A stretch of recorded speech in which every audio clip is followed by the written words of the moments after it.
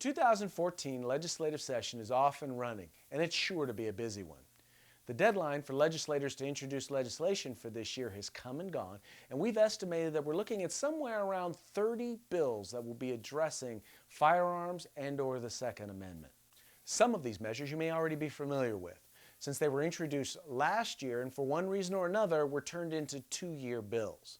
These measures include SB 38, which is an expansion of the already failed APPS program, SB 47, which bans the bullet button and reopens assault weapons registration, SB 53, which bans internet sales of ammunition and requires registration in order to be able to buy or sell ammunition, and SB 396, which bans the ownership of standard capacity magazine, making it illegal to even own them.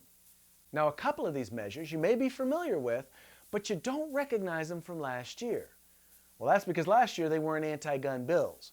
But thanks to California's infamous gut and amend process, these measures have been turned into clearly anti-gun measures. The first one is SB 199, which deals with toy or imitation guns and requires them to be painted bright colors so that they can't be mistaken for real guns. The other is SB 808, De Leon's ghost gun legislation. So if you take those 6 measures and you add them to the 24 gun-related bills that have been introduced this year, you can tell that we're really going to have a fight on our hands.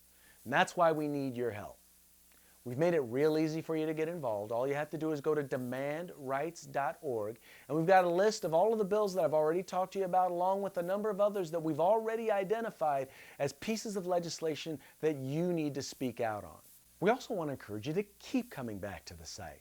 Because let's be honest, this is California, and our legislature is always changing. So we want to make sure to be able to provide you with constant updates regarding each of these measures we've talked about. If it's been amended and what those amendments do, where it is in the process, and what you can do to make a difference. This is Craig DeLuz coming at you from the CAL-FFL newsroom. Thank you for taking the time to watch.